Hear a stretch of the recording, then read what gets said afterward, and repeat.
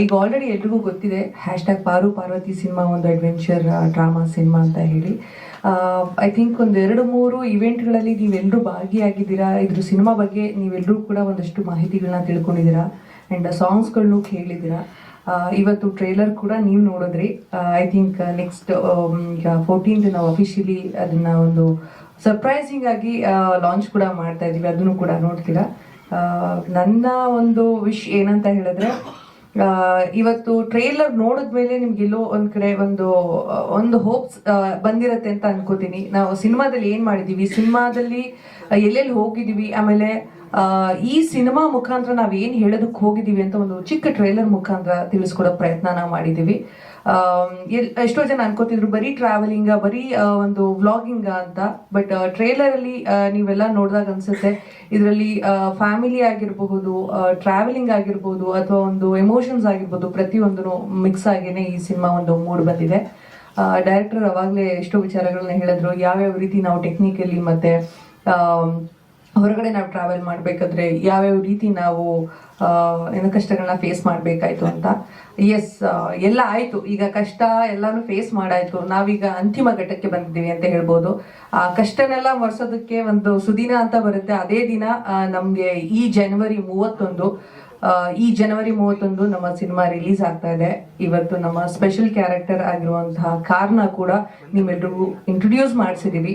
And hope ನಿಮ್ಮೆಲ್ರಿಗೂ trailer ಇಷ್ಟ ಆಗಿದೆ ಅಂತ ಅನ್ಕೋತೀನಿ. ಸಿನಿಮಾ ಕೂಡ ಇಷ್ಟ ಆಗುತ್ತೆ ಅಂತ ಭಾವಿಸ್ತೀನಿ. ನಿಮ್ಮೆಲ್ಲರ ಸಪೋರ್ಟ್ ಮತ್ತೆ ಆಶೀರ್ವಾದ ಆಸ್ ಯೂಶುವಲ್ ನಮ್ಮ ಮೇಲಿರ್ಲಿ ಅಂಡ್ ನಮ್ಮ ಜೊತೆ ಇರ್ಲಿ ಅಂತ ಕೇಳ್ಕೊಳ್ತೀನಿ. Thank you. ಖಂಡಿತ ಇಲ್ಲ ಸರ್, ಯಾಕೆಂದ್ರೆ ಒಂದು ಸಿನಿಮಾ ಅಂತ ಅಂದ್ರೆ ಆಬ್ವಿಯಸ್ಲಿ ಎಷ್ಟೋ ದೊಡ್ಡ ಸಿನಿಮಾಗಳೇ ತುಂಬಾ ಲೇಟ್ ಆಗಿ ಬರುತ್ತೆ, ಎಷ್ಟೋ ವರ್ಷಗಳಾದ್ಮೇಲೆ ಬರುವಂತ ಸಾಧ್ಯತೆಗಳಿರುತ್ತೆ. ನಾನು ಅಂತದ್ರಲ್ಲಿ ಈ ಸಿನಿಮಾ ಇಂಡಸ್ಟ್ರಿಯಲ್ಲಿ ಇರುವಂತ ಒಂದು ಏನೋ ತುಂಬಾ ಯಂಗ್ ಇದೆ ಅಂತ ಹೇಳ್ಬೋದು. ಸೊ ನನಗೆ ಯಾವುದೇ ರೀತಿ ಬೇಜಾರಿಲ್ಲ, ಯಾಕೆಂದ್ರೆ ಎಂತ ದೊಡ್ಡವ್ರೆ ಅಷ್ಟು ಪೇಷನ್ಸ್ ನ ಕಾಯ್ಬೇಕಾದ್ರೆ ನಾವು ಅವ್ರ ಮುಂದೆ ಎಲ್ಲ ನಿಜವಾಗ್ಲೂ ಏನಿಲ್ಲ, ನಿಜವಾಗ್ಲೂ ಆತರ ಬೇಜಾರು ಏನಿಲ್ಲ. ಇನ್ನ ಇವತ್ತು ಆ ಖುಷಿ ಜಾಸ್ತಿನೇ ಇದೆ. 2 ವರ್ಷ ಅಲ್ಲ 10 ವರ್ಷ ಬಿಟ್ಟು ಬಂದ್ರು ಆ ಸಿನಿಮಾ ಬಗ್ಗೆ ನಾವು ಮಾಡಿರುವಂತಹ ಕಷ್ಟ ಅಥವಾ ನಾವು ಪಟ್ಟಿರುವಂತಹ ಪ್ರತಿ ಒಂದು ಎಫರ್ಟ್ ನಮ್ಗೆ ಇವತ್ತು ನೆನಪಾಗುತ್ತೆ. ಸೊ ಇರ್ಲಿಲ್ಲ.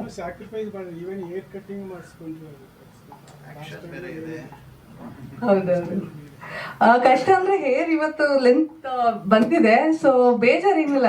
ಇಷ್ಟೇ definitely happy.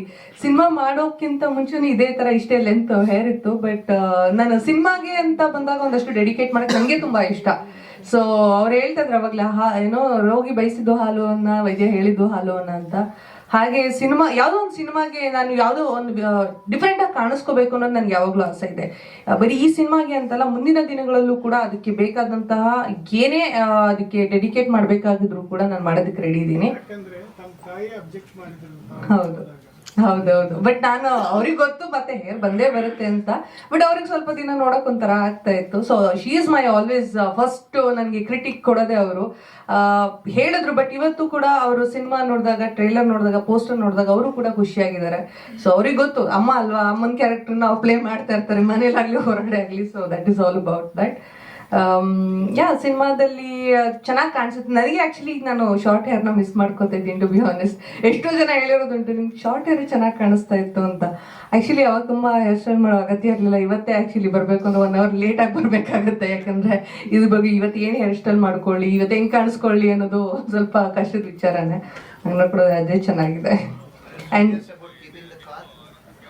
Yes sir, definitely. ನಾನು ಅವಾಗ ಸರ್ಗೆ ಫಸ್ಟಿಂದನೂ ಸ್ವಲ್ಪ ಪೀಠಿಗೆನೆ ಹಾಕ್ತಾ ಇದ್ದೀನಿ ಅಂತ ಹೇಳ್ಬೋದು. ಅಲ್ಲ, 2.5 ವರ್ಷ ಆಗಿದೆ. ಅದ್ರ ಜೊತೆ ಒಂದು ಬಾಂಡಿಂಗ್ ಬೆಳೆದಿದೆ. ಸೊ ಕಾರ್ ನನ್ಗೆ ಸರ್ ಗಿಫ್ಟ್ ಆಗಿ ಕೊಡಿ ಸರ್. ನಾನು ಇಲ್ಲಿ ಓಪನ್ ಆಗಿ ಕೇಳ್ತೀನಿ, ಗಿಫ್ಟ್ ಆಗಿ ಕೊಡಿ ಸರ್. ರೆಕಾರ್ಡೆಡ್. ಆಕ್ಚುಲಿ ಆ ಕಾರ್ನ ಇನ್ನು ಸಿನಿಮಾಗೆ ಇನ್ಕ್ಲೂಡ್ ಮಾಡ್ಕೋಬೇಕಾದ್ರೆ ಆ ಕಾರು ಇವ್ರ ಹತ್ರನೇ ಇರುತ್ತೆ ಅಂತ ಗ್ಯಾರಂಟಿ ಇರ್ಲಿಲ್ಲ. ಸಿನಿಮಾ ಹೋಗ್ತಾ ಆ ಕಾರ್ ಅವರೇ ಓನ್ ಮಾಡಿಕೊಂಡ್ರು. ಸೊ ಈಗ ಸಿನಿಮಾ ಹೋಗ್ತಾ ನನಗೆ ಕೊಡಿ ಅಂತ ಕೇಳೋದ್ರಲ್ಲಿ ನಂದೇನು ತಪ್ಪಿಲ್ಲ ಅಂತ ಅನ್ಕೋತೀನಿ. So it's a request. Sir ಕೊಟ್ಟರೆ ನಂಗೆ ತುಂಬಾ ಖುಷಿ ಆಗುತ್ತೆ, ನನಗೊಂದು ಮೆಮೊರಿಯಾಗಿ ಇಟ್ಕೊಳ್ಳೋಕ್ಕೆ ಇಷ್ಟ. ಆಕ್ಚುಲಿ ನಂಗೆ ಮೆಮೊರೀಸ್ನ ಕಲೆಕ್ಟ್ ಮಾಡೋದಂದ್ರೆ ತುಂಬಾ ಇಷ್ಟ. ಒಬ್ಳು ಟ್ರಾವೆಲರ್ ಆಗಿ ಕೂಡ ನೋಡಿ ಡೈರೆಕ್ಟ್ರು ಕೇಳ್ತಿದ್ದಾರೆ ವಾಟ್ ಅಬೌಟ್ ಮೀ ಅಂತ. ಅಲ್ಲ, ನಾನು ಮತ್ತೆ ರೋಹಿತ್ ಇಬ್ರು ಒಂದು ಮ್ಯೂಚುವಲ್ ಅಂಡರ್ಸ್ಟ್ಯಾಂಡಿಂಗ್ ಮಾಡ್ಕೊಳ್ಳೋಣ. ಏನಂದ್ರೆ ಒಂದು 6 ತಿಂಗಳು ಅವ್ರ ಹತ್ರ ಇರ್ಬೇಕಾದ್ರೆ ಒಂದು 6 ತಿಂಗಳು ನನ್ನ ಹತ್ರ ಇರ್ಬೇಕು. ಬಟ್ ನೀವು ನಮಗ್ ಕೊಡಿ ಅಷ್ಟೇ. ಎಸ್ ಅದ್ರಲ್ಲ ಸರ್, ಟ್ರಿಪ್ಪಿಗೆ ಬರಲ್ಲ ಸರ್, ನನ್ನ ಜೊತೆ ಕೂಡ ಇಟ್ಕೊತೀನಿ. ತುಂಬಾ ಟ್ರಿಪ್ ಮಾಡಿಸ್ಬಿಟ್ಟಿದ್ದಾರೆ ಆಲ್ರೆಡಿ.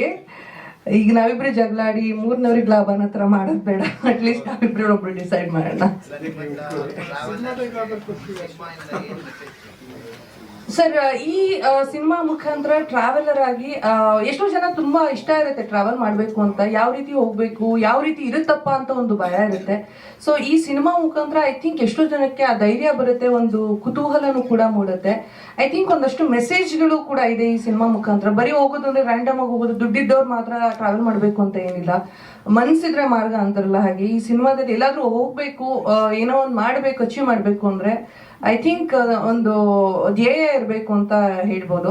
ಸೊ ಈ ಸಿನಿಮಾ ಮುಖಾಂತರ ಒಂಥರ ಅವಳ ಮೈಂಡ್ ಸೆಟ್ ಯಾವ ರೀತಿ ಇರುತ್ತೆ ಅಂದ್ರೆ 0 ಬಜೆಟ್ ಅಲ್ಲೂ ಅವಳು ಟ್ರಾವೆಲ್ ಮಾಡೋದಕ್ಕೆ ರೆಡಿ. ಅದೇ ಯಾವುದೇ ಕತೆ ಏನು ಯಾವ ರೀತಿ ಮಾಡ್ತಾಳೆ ಅನ್ನೋದು ಬರುತ್ತೆ. ದುಡ್ಡಿದ್ದಾಗ ಯಾವ ರೀತಿ ಮಾಡಬೇಕು ಅಂಡ್ ಒಂದು ಆವ್ರೇಜ್ ಬಜೆಟ್ ಅಲ್ಲಿ ಆವ್ರೇಜ್ ಬಜೆಟ್ ಅಲ್ಲಿ ಹೇಗೆ ಟ್ರಾವೆಲ್ ಮಾಡಬೇಕು ಅನ್ನೋದು ಕೂಡ ಸಿನಿಮಾದಲ್ಲಿ ಒಂದಷ್ಟು ಆಂಗಲ್ಗಳು ಕಾಣ್ತಾ ಹೋಗ್ಬೋದು. ಜೀರೋ ಬಜೆಟ್ ಟ್ರಾವೆಲ್ ಸರ್ಕಾರ ಹೆಲ್ಪ್ ಮಾಡ್ತಾ ಇದೆ. ಹೌದಾ? ಮುಂಚೆ ಗೊತ್ತಾಗಿದ್ರೆ ನಾವು ಟ್ರೈ ಮಾಡ್ಬೋದು. ಓ ಬಸ್, ಓಕೆ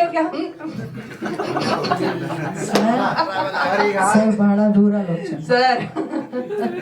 ಸರ್ ನೋಡಿ, ಫ್ರೀ ಟಿಕೆಟ್, ಬಸ್ ಟಿಕೆಟ್ ಕೊಡಿಸ್ತಿದ್ದಾರೆ. ಅವ್ರು ಒಂದ್ ಸ್ಟಾಪಿಗೆ ತಗೊಂಡೋಗಿ ಬಿಸಾಕ್ತಾರೆ ಅಷ್ಟೇ, ಮತ್ತೆ ಇನ್ನೊಂದ್ ಕಡೆ ಕರ್ಕೊ ಬರಲ್ಲ.